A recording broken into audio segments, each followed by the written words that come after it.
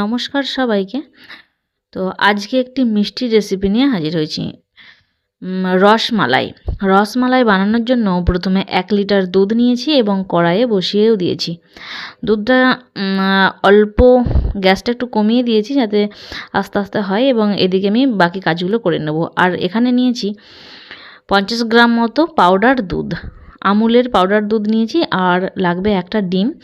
ডিমটাকে একটু ভালো করে ফেটিয়ে নিতে হবে যাতে করে ভালোভাবে মিষ্টিটা তৈরি হয়। তো এখানে এই পাউডার দুধের মধ্যে দিলাম 1 চামচ ঘি আর একটু খাওয়া সোডা দিলে মিষ্টিটা ফুলবে এবং নরম থাকবে, ভালো লাগবে খেতে।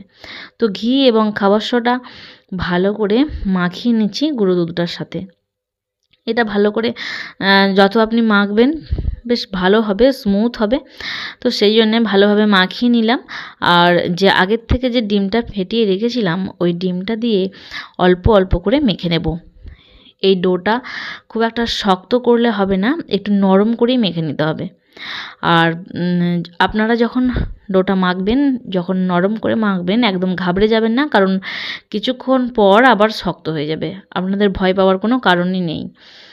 তো এটা 10 মিনিট মতো মেখে রেখেছিলাম। আর এখন হাতে একটু ঘি মেখে নিয়েছি। ঘি মেখে নিয়ে গোল গোল শেপ দিয়ে নিচ্ছি।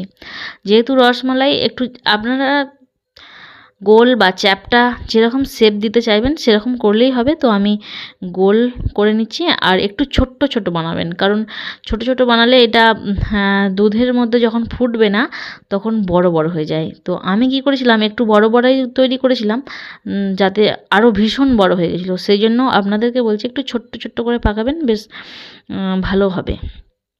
তো এদিকে মিষ্টিগুলো তৈরি করা হয়ে গেছে। আর ওইদিকে দুধটা যেটা জাল করতে দিয়েছিলাম সেটাও অনেকটা প্রায় ঘন হয়ে গেছে, এই যে দেখুন। আর এখন আমি মিষ্টিগুলো এক এক করে ছেড়ে দেবো। মিষ্টিগুলো দিয়ে দেওয়ার পর 20 থেকে 25 মিনিট ফুটতে দিলেই আপনাদের রসমালাই তৈরি হয়ে যাবে। খেতেও যেরকম স্বাদ, একদম অপূর্ব সুন্দর। আমি নিজে তৈরি করেছি বলে বলছি না, আপনারা বাড়িতে বানিয়ে দেখবেন, অপূর্ব স্বাদ। তো কিছুক্ষণ ঢেকে দিয়েছিলাম, তারপরে অল্প পরিমাণে চিনি দিলাম। আর চিনিটা দিয়ে 2-1 মিনিট ফুটিয়ে নিলেই আরও ভালো হবে। আর যদি পারেন তো একটু কাস্টার্ড পাউডার দিতে পারেন, তাহলে ফ্লেভারটা একটু ভালো হয়। তো আমি দিয়েছিলাম অল্প একটু কাস্টার্ড পাউডার। আর এরকম হয়েছে মিষ্টিটা দেখুন। আর নরম তুলতুলে হয়েছিল। বুনিকে আমি টেস্ট করার জন্য দিয়েছিলাম একটা। যাই হোক, ভিডিও ভালো লাগলে একটা লাইক করে দেবেন। সবাইকে টাটা।